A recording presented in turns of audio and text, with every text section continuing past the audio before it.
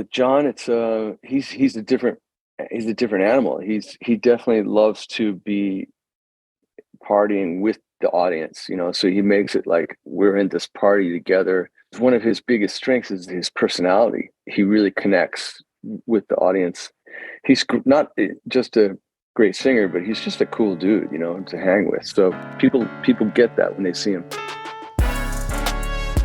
Welcome back to a brand new episode of the Innersleeve Music Podcast, the podcast taking a behind-the-scenes look at all things music. I'm Cassius Morris. Joe Pacheco joining me on the line as always. What's going on, Joe?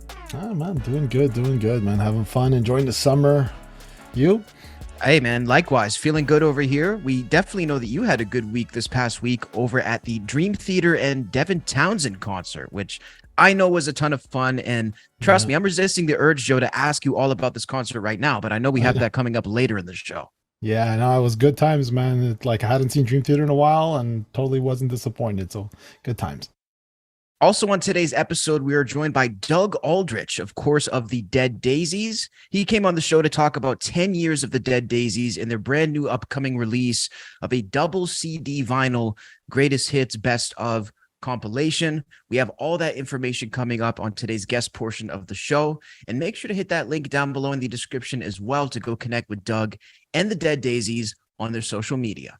Metal god Ozzy Osbourne has pulled out of Power Trip Music Festival amidst continued health struggles. Now, this is a really sad story, I would say, Joe, for any metal fan. Ozzy not particularly citing any, health conditions per se, but just telling fans he's not quite ready amidst his recovery. And, I'm doing some speculation here. We're going to jump into the full statement, but I would assume this is related to the pre-existing issues we already have known about. I would assume as well. I'm just honestly, I just think it's just it's coming to a point where the guy wants to do it so much. That's all he knows. He's such a good intentioned guy, to do this stuff. And like he said, he initially was coming back, 2024? But then when he saw this opportunity, he thought, man, I could pull it off. And now, unfortunately, no, It's definitely, sad to see. This, of course, coming on the heels as well of Ozzy. I think a few months ago, we covered here on the show that Ozzy announced his retirement from touring. And like Joe is saying here, and it's a good point, Joe, that you make. Ozzy just loves this so much, and it really is all he's known. I saw a picture of him the other day. I think he was 18 years old at a record store. And even before he had any success, you could just tell, this guy lives and breathes rock and roll metal music. It's just his life. So, it's sad for me as a longtime fan to see, but also inspiring in a sense. You know what I mean? It's inspiring in a sense to see a guy work this hard. Well, you know what, man? Anybody that loves this is that if you love what you do, you'll never work a day in your life kind of thing. This is exactly it. You don't want to stop. Ozzy's never had a job.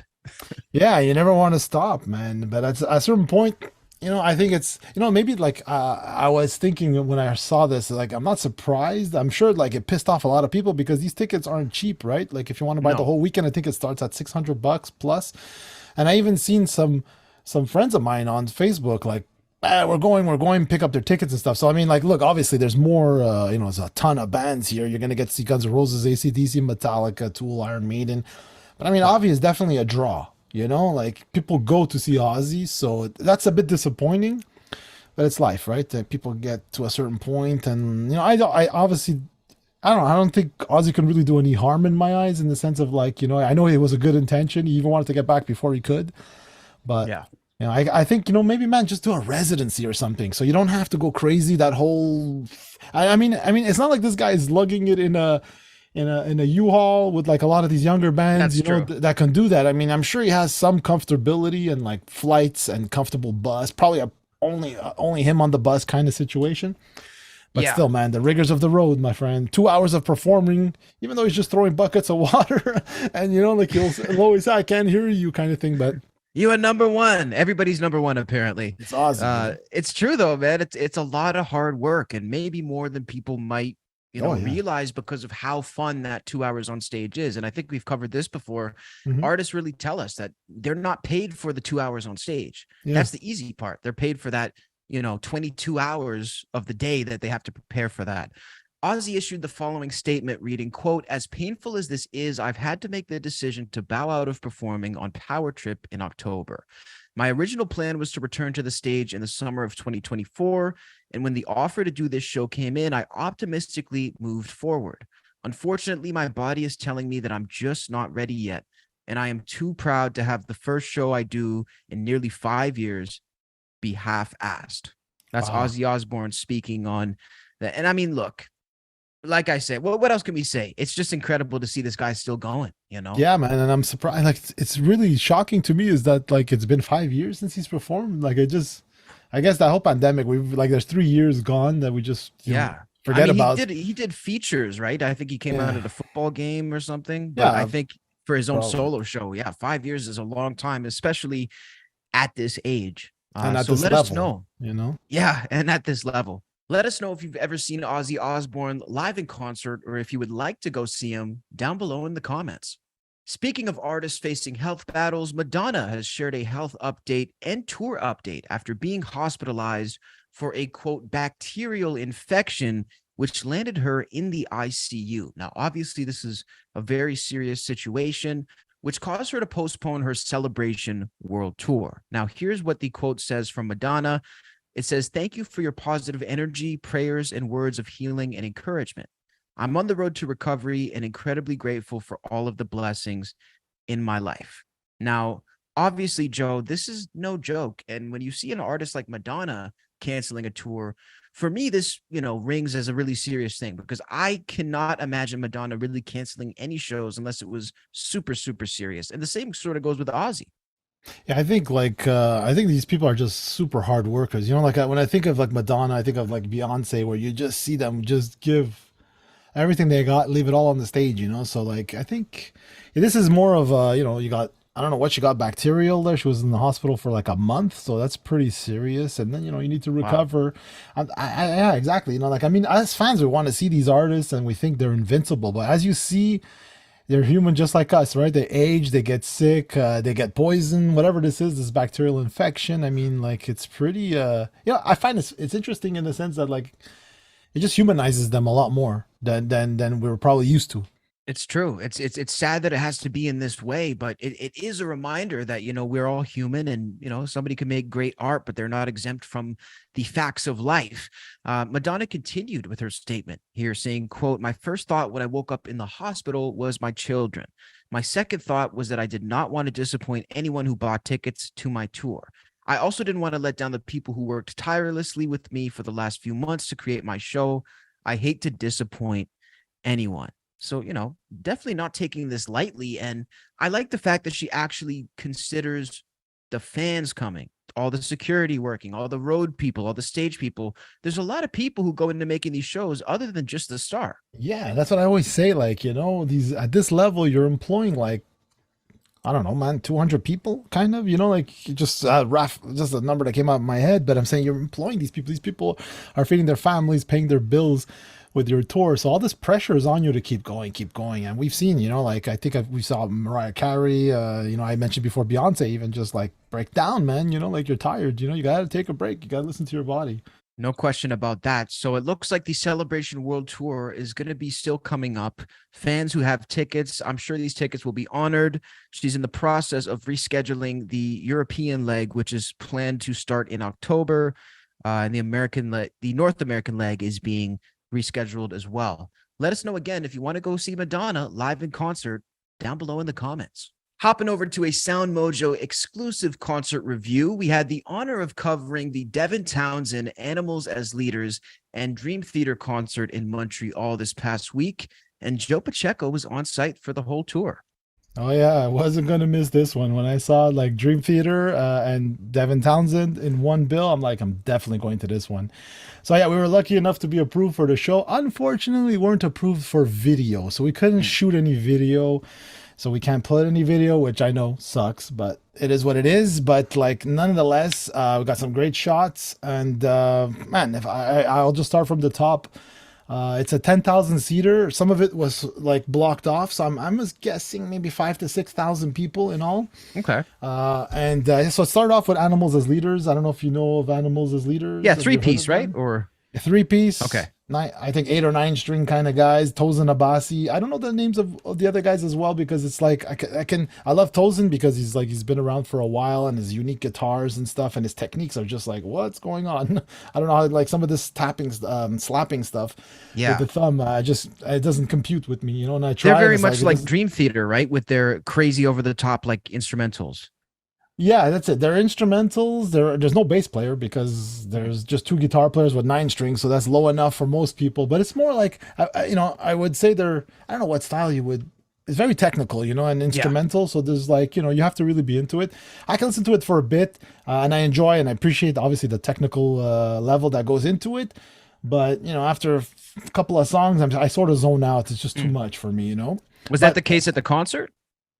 But the concert, I was kind of sort of focusing on getting awesome shots. It was very dark, their set. The performance was incredible. It was awesome. The people loved it. They played like songs like Ectogenesis or Red Miso, and like they did not disappoint. Like people were just going nuts for it. I could just hear it. Like there's little speakers on the front of the stage, so Right. like, you can hear it. I heard everything, every note, every It's like a monitor almost being that close, right?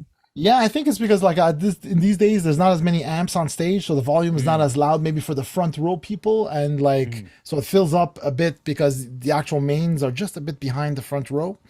But oh yeah, before I even get started, this show from A to Z is like probably one of the best metal sounding shows I've ever been to in a venue of this size. Because I've seen Dream Theater way back in smaller venues, and it was incredible and impeccable the sound. But this, I'm not kidding you, because obviously I'm right in front, so I can hear everything right off the stage and the little speakers as I was mentioning. But I also had fifth row ticket, and I would go back and listen. And even as I walked around, I could hear every kick, snare, every little technique. And a lot of times when you have these metal guys, the music is so fast that like the vocals get buried in. But here, man, you could talk and you would still hear what the guy was saying and understand, So kudos to the crew, man, the techs and the engineers and the mixing guy at the front of house, man. Like what a job. Like they did an impeccable job. It sounds like it was so well mixed. Now, for Animals as leaders, were they the first band on stage?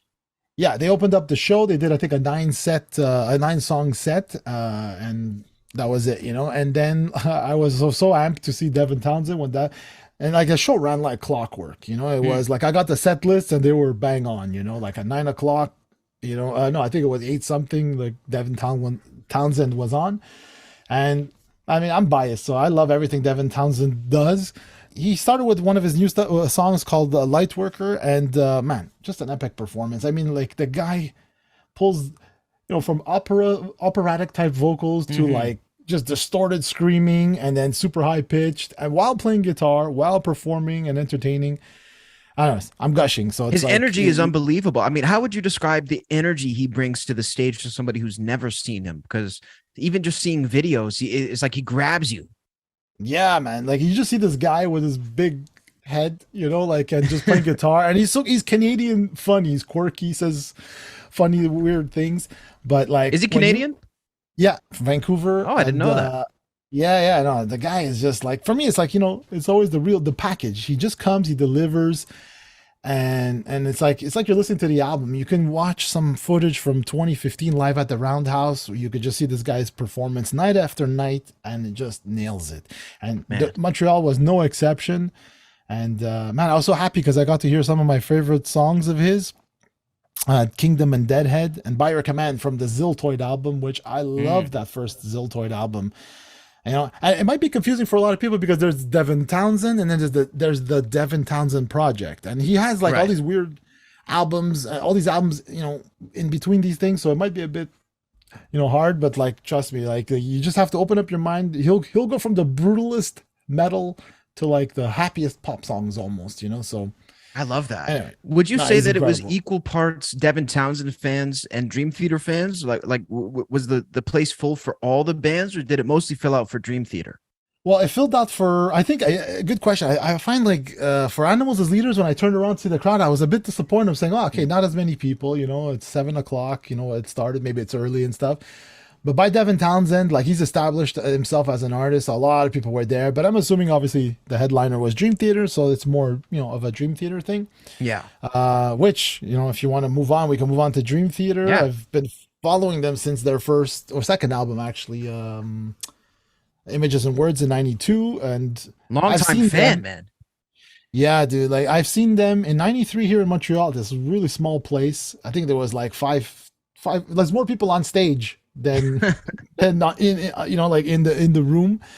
And then Pull Me Under, which they played at this show, which I was happy to hear, uh, got on MTV. And all of a sudden you have like a 9-minute song or video. They probably shortened it from TV that really pushed them up. So the next time I saw them, like maybe 8 months later, 9 months later, it was full. Place was jammed. Wow. You know, That's it wasn't a insane, big eh? place, so it's a couple hundred people, but still for a prog rock band, whatever. And then they never came back to Montreal. So they came back, I think, once with Deep Purple, opening up for Deep Purple or Mhm. something. And I didn't go to that show, but then they started to come again. And I mean, I went as far as Quebec City, a 3-hour drive to go watch them with Joe Satriani and stuff. Wow. And I Well, went to that'd be a every good show. show. It was, yeah. And so when they came back, I think I went to watch them like 5, 6 shows in a row. And then I kind of sort of have taken a break. So now I got to see them after a good like 10 years of not seeing them. And man, it's like they're just awesome. Just awesome. If you're into that prog metal, prog rock kind of stuff, they're just awesome. They're like just consummate performers, man. Like the tone is so good. Like John Petrucci is like his tone was just like explosive. Like if you want to hear a guitar tone Go see in a that. big place like that, this guy is just yeah. How would you So, say it was without Mike Portnoy? Because you must have seen Mike yes. for all the other shows, right? Yes, yes. This is the first Okay. time I got to see Mangini. To be honest, like I love Portnoy and everything, but I really didn't say like, where's Mike? You know, some people did Right. mention to me they felt a bit different, or that Dream Theater is going in a slightly different direction. I don't know. To me, it's still Dream Theater. Long songs, epic Have they made parts. albums without Mike? Yeah. These probably It's been a while then. a good three now at least that I know of. You know, See, I'm showing um, how new I am to this band, but I'm just trying to get the picture here because too many bands. There's too many bands to watch them all, man. Like it's that's just the true. way it is, you know. But yeah. So like I said before, I got to hear "Pull Me Under," which is like a nice song. Another one I got to hear from their third album, which I didn't expect, was a song called "Caught in a Web." And that was cool Okay. because they introduced their 7-string guitar to the Dream Theater sound, so it got heavier, Mm, got darker sounding, you know, so it was like a little bit more, metal, as the prog. So it started to really like change their stuff. So I love that album, so I was really glad to hear that song. The backgrounds and everything, the lights, everything was really good for like that kind of a show. No complaints, nice. everything looked great. But for me, like being a sound guy, it's like wow, I was It's just all about impressed the sound. I was just impressed at how good it could sound in a place like that. Like I mentioned the last time we spoke about was Ghost at the same Mhm. venue, and them too. It sounded impeccable. But Yeah, when they I have saw good mixing too.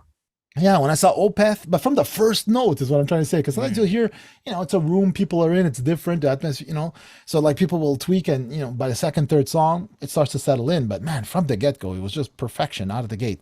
I mean, the tools we have today compared to a couple of years back ago, right? Like everybody's running these Pro Tools kind of consoles, digital consoles with all the effects and plugins.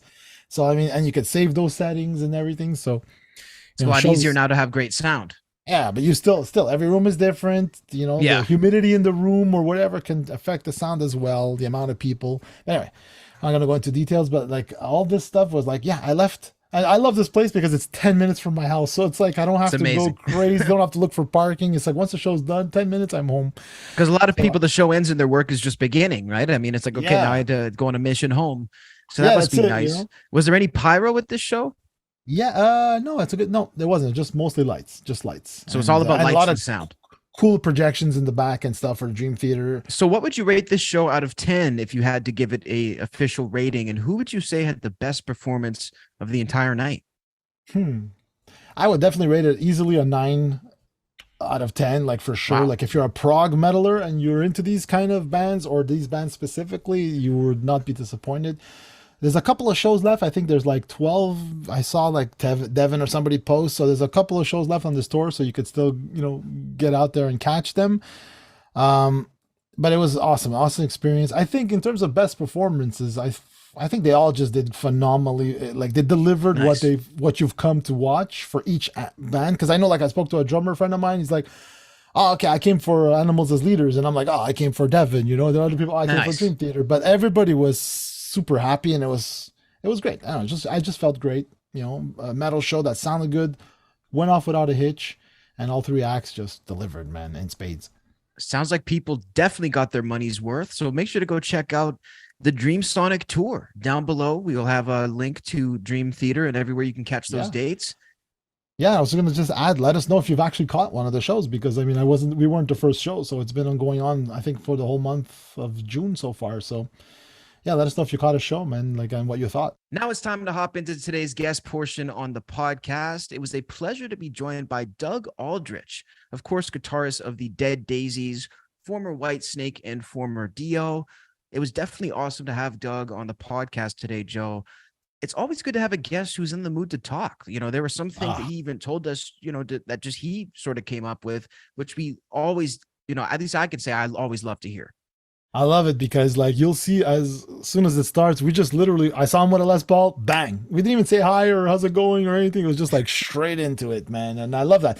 And yeah, he's just so talkative and, you know, like open and willing to, you know, just share and just keep the conversation going, man. And like, I've heard and seen Doug forever, man. Like, the guy's always been around in so many bands, and just always considered a good player, performer, writer. So like, I'm glad I finally got the opportunity to connect with him, you know?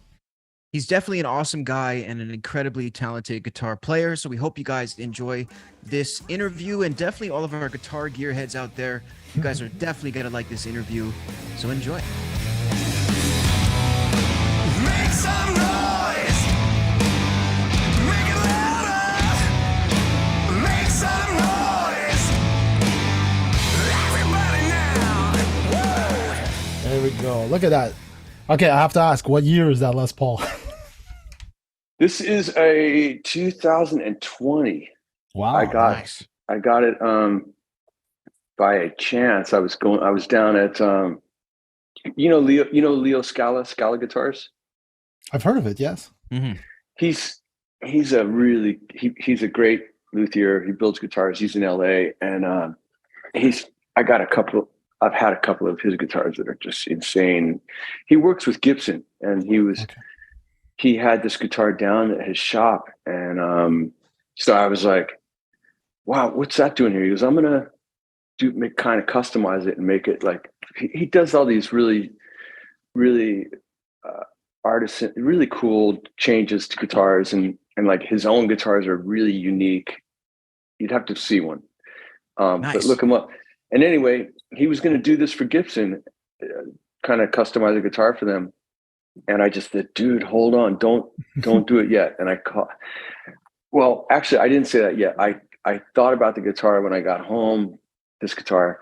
And then the next morning I woke up and I was like, damn it, I love that thing. And I called Gibson and I said, I know I don't need anything. I don't, but I would love to see if I could acquire that guitar. And they said, we'll figure it out. So go pick it up. And I called Leo and I'm like, dude, did you strip that guitar yet? He goes, no, I didn't touch it. I go, good, don't touch it. I'm coming to get it. Got to know a guy who knows a guy. Yeah. Yeah, it was just like, I got so many guitars, guys. That's what I've been collecting for my whole life. And I don't need anything, but I wanted it. I couldn't stop thinking about this guitar. And I've got a couple Sunbursts, but this has got a really beautiful, like kind of a subtle flame to it, but it's got a great burst. Nice. Yellow and cherry. And it's interesting because like they've been making them since what, the 50s, or if not even before, right? They started in. So I was just gonna ask, is it like, because each one is technically sort of unique, right? Like the Marshalls were back in the day, right? You got the good one, you kept that one, you never got rid of it. Is it the same thing still with Gibson? Yeah, I mean, most of their stuff is now is very very consistent, and it's probably, the guitars are probably better, overall than even the ones. But those guitars that you're talking about, the Holy Grail era, like 57 through 60, and even before that, but the holiest ones are the 59 Sunburst, flame top Sunburst, or just Sunburst. And it's something about a wood that's, that old. It was, and the electronics, the magnets, the solder, everything was a little different back then. There weren't the same regulations, and those guitars are fetching a lot of money. Yeah, definitely. I know. I've seen those prices. It's crazy. But this guitar is killer, man. Anybody that that plays this guitar is going to go, oh, that's super sweet. It's got a great neck on it. I kind of like a little bit chunkier neck on the 58 reissues and the 57 reissues, but this one has got a medium, or it's got like a large C, and it's pretty good. Once you get comfortable with it, you can wail on this guitar. Are you like a believer in like some guitars just have songs in them more than another one? Yeah, I think so. I mean, there's a couple guitars that I have that they just feel good, and you just want to play them, and then naturally that leads to, you know, maybe making riffs or whatever. Other guitars, you can have an idea and bring it and play it with that guitar, and it'll be fine. You can work on the song if you got it in your head, or you got an idea and inspiration. But definitely there are guitars that they just feel great to play, and you look at it and you just want to play it, and then something will come up that you never thought of. It happens a lot. Yeah. I mean, you've mentioned the amount of guitars, you know, how you own, you know, numerous guitars. Could you put a number on how many you actually own today?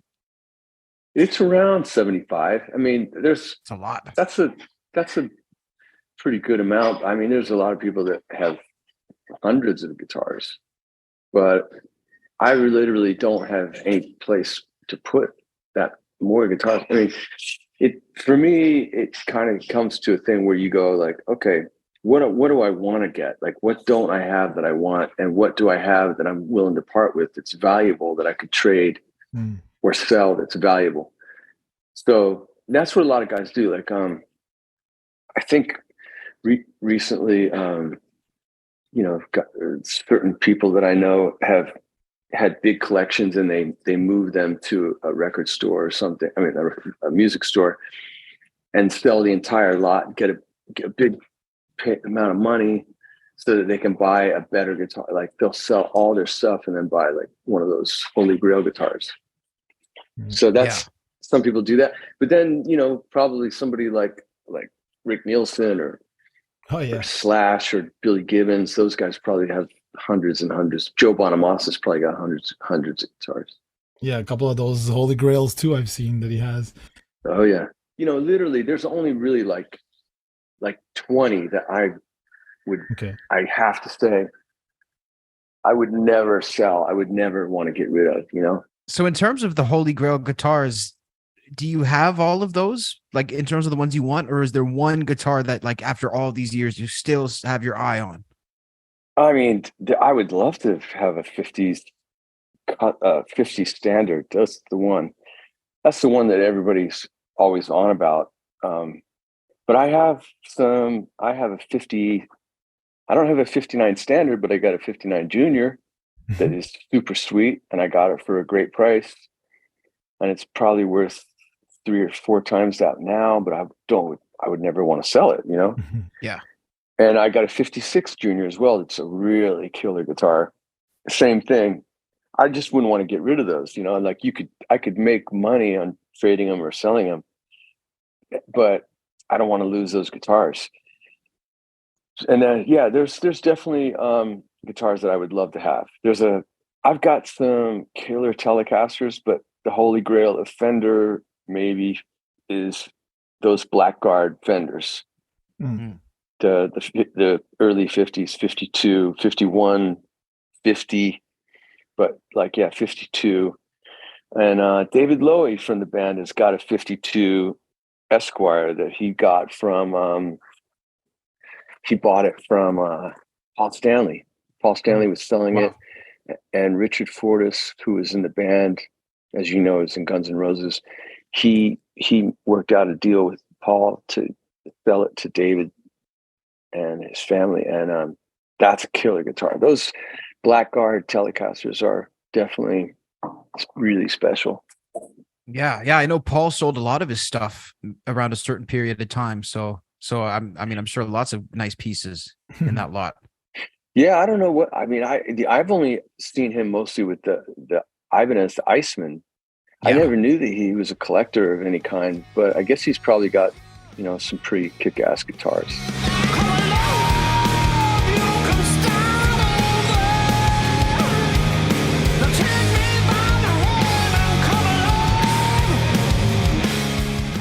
obviously a lot to celebrate right now, Doug, when it comes to the Dead Daisies. Of course, the best of double CD and vinyl is set to release on August 8th.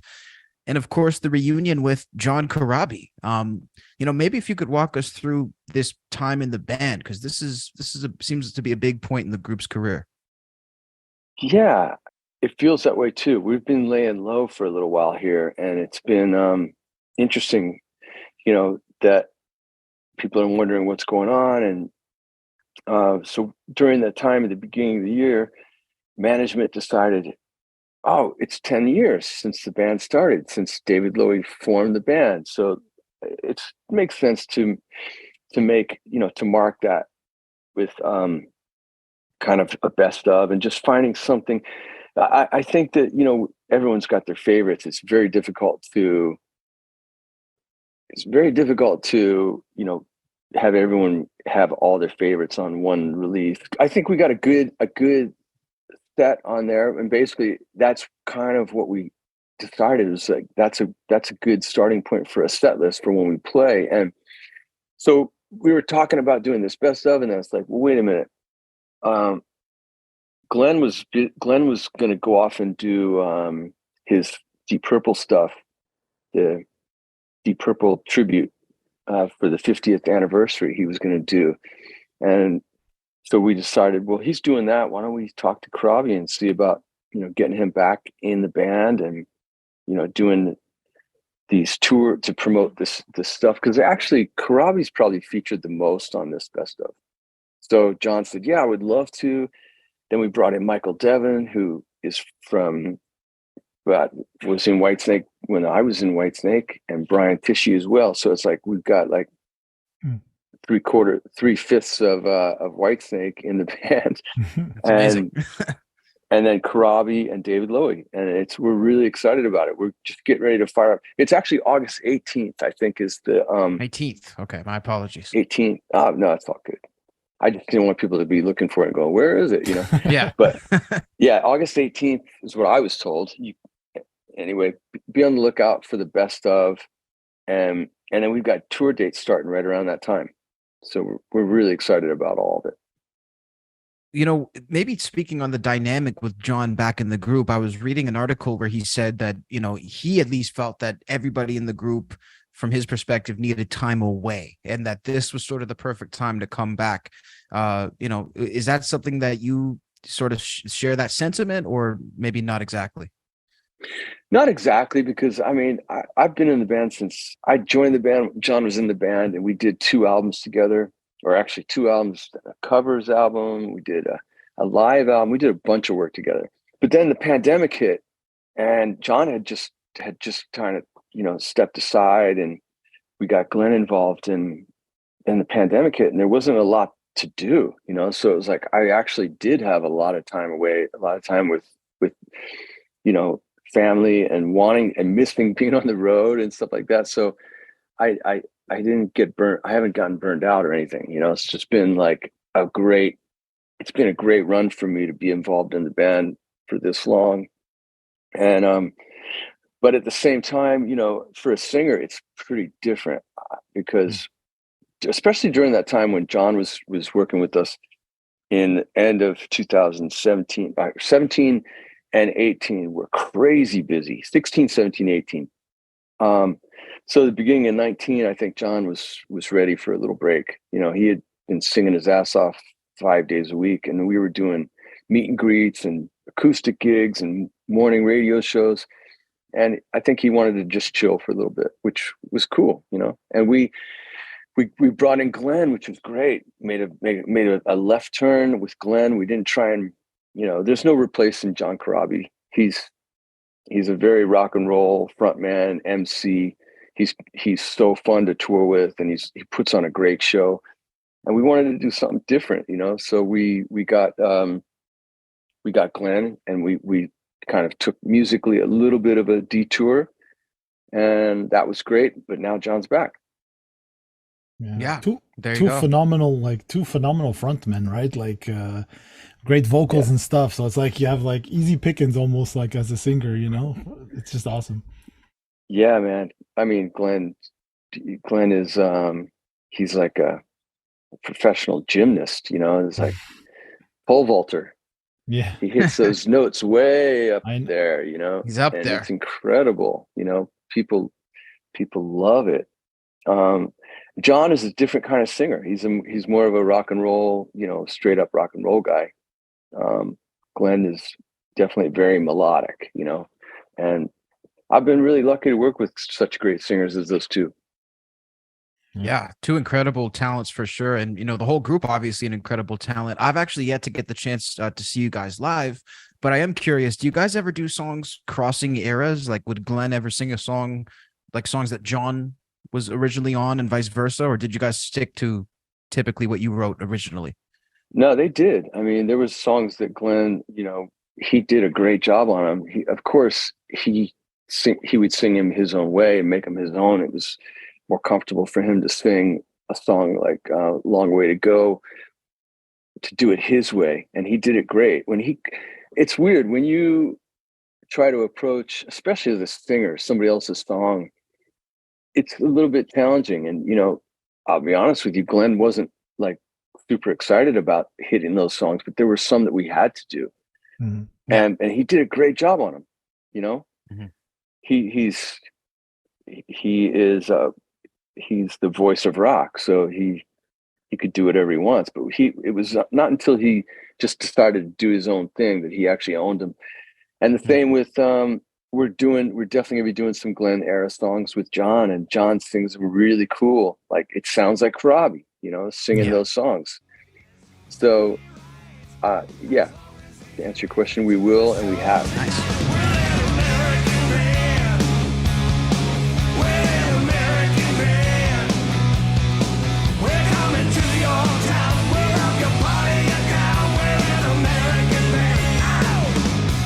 Speaking of the experience, is it very different for you guys as a band with a different singer, or is it not as different as one might expect? No, it's always different. It's always very different. You know, the sound of the overall sound changes, and it's a different show. You know, with Glenn, it was definitely more of a performance.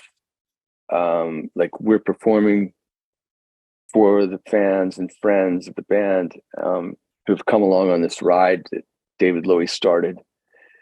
But with John, it's he's a different animal. He definitely loves to be partying with the audience, you know. So he makes it like we're in this party together, and he's talking. He's really one of his biggest strengths is his personality. He really connects with the audience, as opposed to, you know, sometimes you go see a singer that's just like, you know, insanely talented, and you just want to watch him. You don't really need to anything more than that. But with John, you really want to, you know, interact with him, and he's not just a great singer, but he's just a cool dude, you know, to hang with. So people get that when they see him. Yeah, definitely that energy transfers. So in terms of the best of set, just curious about this. What can fans expect in terms of the packaging for this CD vinyl? Will there be different bundles or different sort of options for people to look at?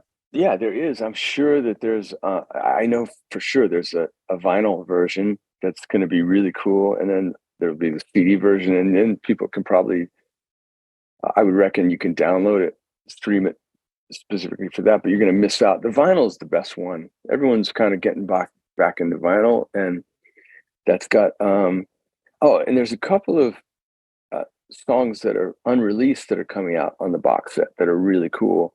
Yeah, there's like a song called "Let It Set You Free" and a song called "The Healer," and both were written in 2020.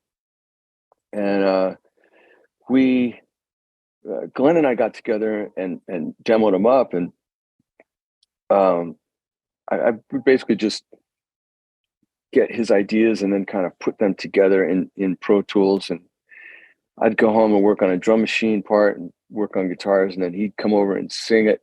And we did these pretty extensive demos that were actually, at that time during 2020, everyone was at home. We were kind of thinking about doing a concept album, and Oh, cool. that was kind of what we were trying to do to keep busy, aside from promoting the album that was out at that time, which is Holy Ground. But yeah, man, we had all these really kind of different ideas. And once we got rolling promoting Holy Ground, we went on tour in 21. The concept album thing kind of went out the window, and then we decided to make another follow-up to Holy Ground, which was Radiance last year. And we didn't want to we decided against doing a concept album. So we had these extra songs that we had recorded, and Let It Set You Free is a really beautiful song of letting go and moving forward. And The Healer is, kind of, I think, it's probably one of the heaviest, darkest riffs that we've recorded. And it's a really, a very deep lyric about healing. And you have to read it and get your perspective on what that's about. But they're both really cool songs, and they're kind of at the polar opposite of the spectrum. But that's included in the set, as well as some other goodies, I'm sure. I actually don't have it yet, so I don't know exactly what's included, but it's going to be good. Should be a lot of stuff, though. Yeah, I mean, anytime you do something like that, there's going to be some bonus material and extra things. There'll be some different photos that people haven't seen before and whatnot. But basically, it gives us an opportunity to talk to you guys and promote the tour, which starts August 20th in Vineland, New Jersey, at a place called the Landis Theater. And we're doing a couple weeks in the US, a couple weeks in Canada, which we haven't been to Canada for a while. So that's going to be great. I think it was 17 or 18 was the last time we were there. And we're going to, then later in the year, we go to Japan and we go to Europe. So we're doing a bunch this year, and then we'll see where we land, at the end of the year. Nice. That's going to be amazing. I mean, what sort of prep is involved for a run like this? Because it's not just, one country or even, one continent. This is a big tour. That's funny you say that, because right now we need to have paperwork done that is, in fact, thanks for reminding me, because it's due. There you go. It's paper. Yeah, it's like going to Japan or going to certain countries. You really need to fill out all this stuff and you got to get a visa, and it takes a while for it to get approved, blah, blah, blah. So that stuff's all going on right now to prepare. Next week, we are getting in rehearsal to do the proper, full-on production rehearsals. And then we'll have a few weeks off before we actually start. We'll get together a couple days before at the venue in Vineland, New Jersey, and we'll run through production in the venue with lights and sound and everything. And the set list that we're looking at is we've never done it like this before. We were picking songs from every era, and a few songs we've actually reworked and done a new version of several of the songs. So it's super fun to be looking forward to playing that stuff. Since we're on the topic of touring and stuff, and I'm going to ask you a guitar nerd question, I'm just wondering, in terms of a setup, are you still amp setup, or is it Axe FX or something like that, just to lighten the load? And No, I'm still amp setup. I actually, we just made a deal. We just decided to do a collaboration together with Black Star. And Black Star, I've been with Marshall for years and years since I've had Marshall since I was a kid, and then a little bit later, years later, had a relationship with Jim Marshall, and always been super tight with the Marshall people, and they're great, and still love them. But we had an opportunity to do this collaboration with Black Star, and I've known about Black Star since they started. They're always kick-ass sounding amps, but I'd never really gotten I'd played through them a couple times, and they were always great, but I'd never really gotten to spend time with them. And we went to New York and spent about a week going through all the range of Black Star stuff, and it's just blew my mind. And basically, we asked them, would you guys want to do something together? Basically the whole band is going, be using Black Star on stage, and they said yeah, and they let us go through all the stuff. And the amp that I've been going through is a HT Stage 100. It's a EL34 tube head, and it's fucking ripping, man. Nice. It sounds amazing. The R&D that they're doing is incredible. They've got these pedal amps as well, called the Amp series, they sound basically like a stack of 4x12s, and then they can actually drive a 4x12 too. But it's just a pedal. It's just like the one that I really think is so useful is the Amp 2, which is this red pedal, and it's got a tuner built in, but it's also got a distortion, it's got reverb and modulation and delay, and you can get pretty much any sound you need for a fly gig or whatever. So then with, I said, the HT Stage 100 amp, they've got emulated speaker outputs, as well as line outs and effects loops, and everything's switchable and multi-channel. So I'm really excited about it. It's definitely got its own thing happening. Cool. It's good to know that. Like that's it's so funny how I think we're the only industry that still uses tubes, in terms of guitars and recording. Like still use tube amps. I mean, there's a sound to that stuff that's incredible, and they can emulate that now in some of the stuff you're talking about, but I don't know if there's. It's always like 97% there. It's like, wow, that feels amazing. But then when you actually get the tube amp, you go, it's just that little thing. It's indescribable. It's still it's a little edge. Yeah, blowing voltage through the glass. It just has no doubt, man. That's what we need. It sounds like it's going to be a great tour. Obviously here, Doug, at Watch Mojo, we're well known for our top 10 lists. So we figured today's interview would be no exception. So today we pulled a list called the top 10 guitar duos. And we were wondering if you could either guess who we had in our top 3. And if you don't have guesses for our actual list, maybe if you could give us your top 3 of your favorite guitar duos of all time. I would say probably you would have, you would probably have wow, there's a lot. I know it's tough on the spot too. I would say, the era that I am most familiar with would be stuff like Tipton and Downing, KK Downing and Glenn Tipton from Judas Priest. Now they've got Richie Faulkner, he's amazing. Yeah. But as a kid growing up, that was a solid thing. Songs like Exciter, back from the live version of Unleashed in the East, or Victim of Changes, Victims of Change. I forget what the title is, but Change. Yeah. That was insane. All that stuff, and the cover of the Fleetwood Mac Green Manalishi. But then they peaked. They started to peak in like the 80s with the Screaming for Vengeance, and that was incredible dual guitar.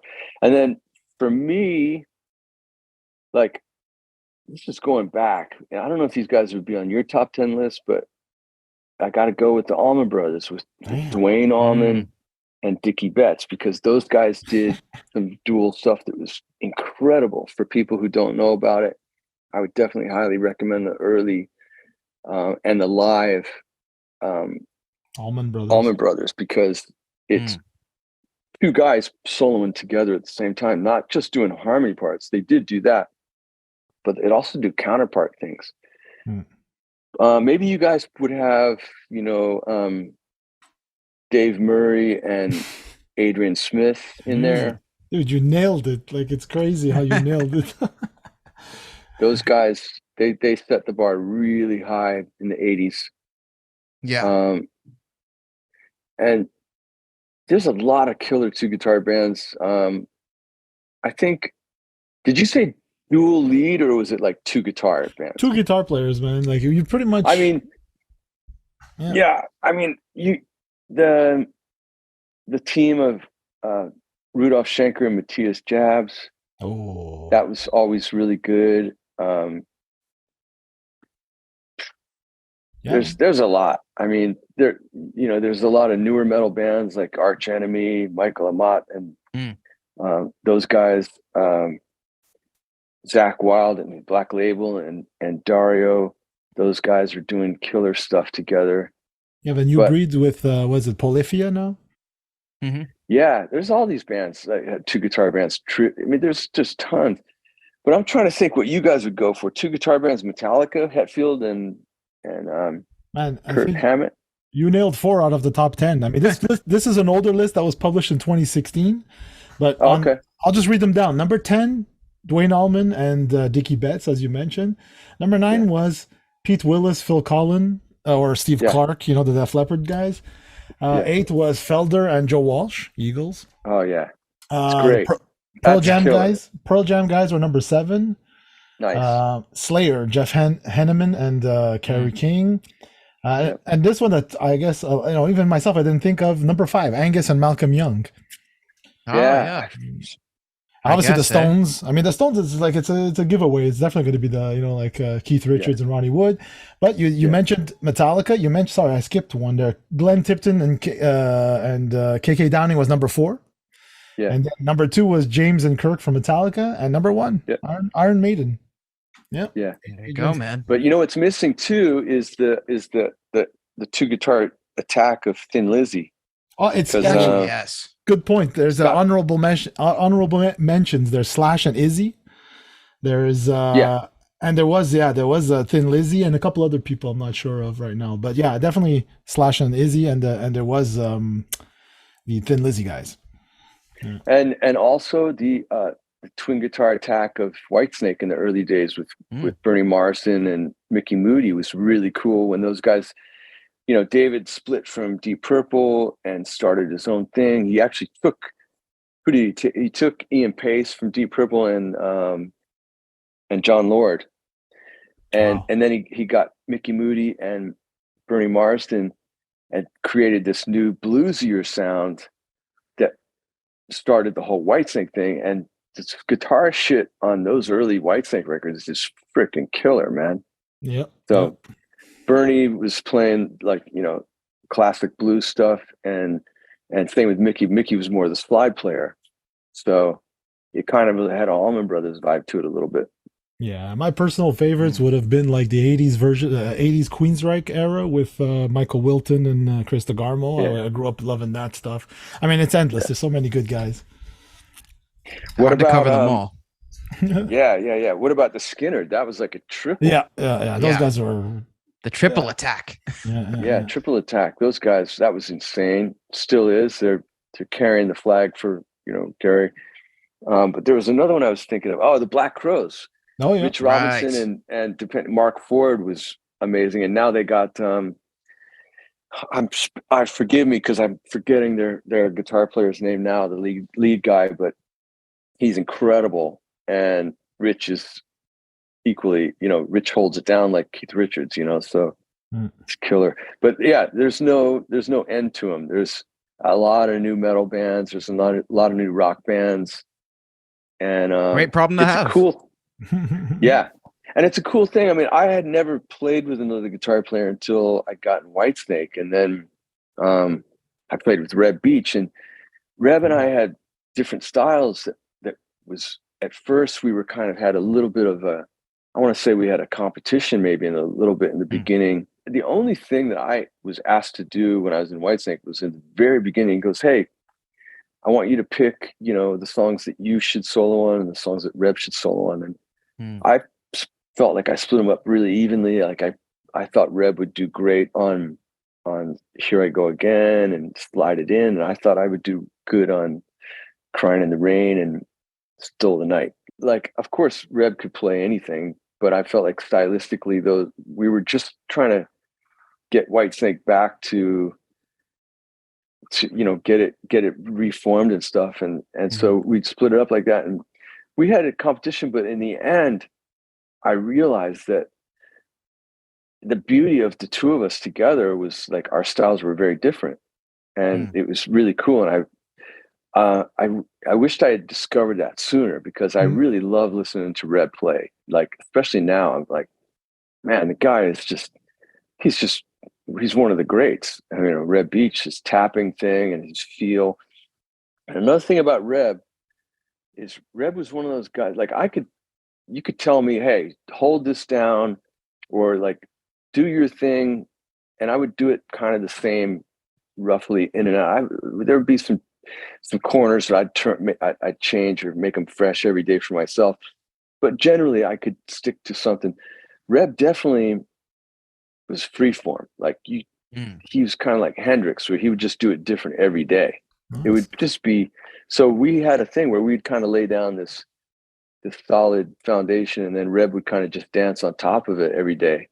Even with his rhythm playing, it was kind of like he would play whatever he wanted, whatever he was feeling. And that was him being the best he could be, which I really love it. You know, I love hearing him play. I love hearing him play with Winger too. He does a great job. And now working with David Lowy is an amazing thing for me, because David has again, I got to give it up to Reb for opening my eyes about this. Like, just letting things be, letting him be, because David Lowy is a totally different guitar player. He's got that very innocent, youthful, or natural approach to guitar. A lot of downstrokes, you know, kind of a little bit punkish, kind of the Ozzy rock thing, because he was, you know, like you guys mentioned AC/DC.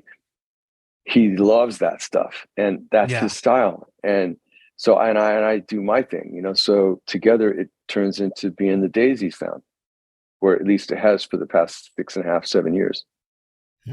Impeccable, man. And now you guys are going to be going out on the road as well. So we definitely encourage all of the fans watching right now to check out the Dead Daisies on tour in this next year. And of course, we have all the links you need to connect with the guys. And of course, check out the best of double CD and vinyl for all of our viewers. Hit those links down below to connect.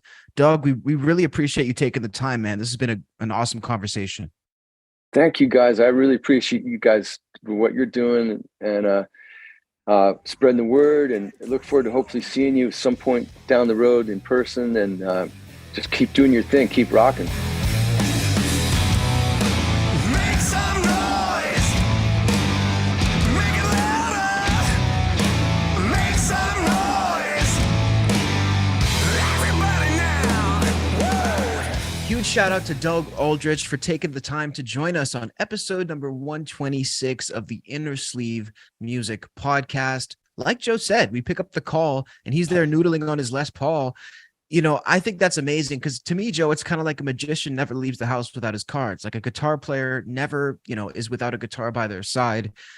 And the knowledge that he has about this instrument as well, Joe. I mean, it's incredible to see how many little details he knows about all these different types of guitars. Yeah. What did he say? It was 70 or 75 guitars he owns, right? Yes, about 75. Yeah. Yeah. So, I mean, these guys, like, they've been collecting these guitars, and I'm sure they've traded some over the years or sold some, whatever. But like, it's like a collector is a collector, man. You know, like whether it's cars or comic books, you know the inner workings and details of your stuff, because that's why you bought it, right? And like, that's why I asked that question, because I remember, again, we spoke about Devin Townsend at the beginning of the show. I remember listening to a podcast, and he was like, you know, when I play a guitar, I try a guitar, and he says, like, this one has songs in it, you know? So that's why I asked that question to people, because I know the feeling, like, some guitars just like, wow, stuff's just coming, man, you know, like ideas, you know? So yeah, that's like, you know, and that's what these guys buy for. The guitar it's like, what was I saying to someone the other day, where it's like, people will remember you or not remember you because of the years and time, but people will always remember how you made them feel, right? So whether it's good or bad, right? If they pissed you off or if they made you feel great. So the guitar, same thing, right? You're going to go back to the ones that just made you feel great or came up with ideas and stuff. But I also like the fact that he also said it's still an instrument. Like, it's just, I could take another one and I'm still going to write and stuff. So it's not like, it's not just all like, you know, what do they call it? Hippie kind of stuff, where it's like, oh, this one has special powers. Right. There's no pick of destiny, right? It's like, you know, that's it. we all wish, but yeah. It's definitely cool to see that level of knowledge, and we appreciate Doug for taking the time to come and share it with us on the Innersleeve Music Podcast. And thank you guys for listening. Make sure to hit that subscribe button right here on YouTube if you've been enjoying the show, and hit that little notification bell right next to it to get updates about everything that we post right here on SoundMojo. Also, to our new subscribers, make sure to go check out the SoundMojo community tab. We post new polls and questions almost every single day to figure out what our fans are watching and listening to. So come and let us know. We'll definitely interact with you guys in the comments. Also, drop us a line on Sorry. So I was just gonna add, like, I don't want to mean to cut you off. Just gonna add, like, for the audio listeners, we noticed, like, we've been going over some of the statistics, and we noticed that the UK, we got a nice bump in the UK. So we just wanted to say 100%. hello to all our UK listeners. We don't know why necessarily, but we're happy. And even some other countries, which right now off the top of my head I don't remember. But and as well, I'd like to mention that this show is also on our Watch Mojo's TV channel, Mojo TV, which is, you can get it on Rakuten, on Rewarded TV, Fubo TV. Anyways, there's many, you can search it up. And the show does really well, you know, for the numbers in comparison with YouTube and stuff. It does really well. So we're just like glad to that you guys are enjoying it, and that, like, hopefully we bring you stuff that you actually want to watch, you know. We definitely appreciate you guys being along for the ride, and also check out that live stream of Mojo TV on the official Watch Mojo channel. You never know, you might click it and see myself and Joe on an upcoming episode. Thanks so much for tuning into this brand new episode of the Innersleeve Music Podcast. We'll catch you guys next time.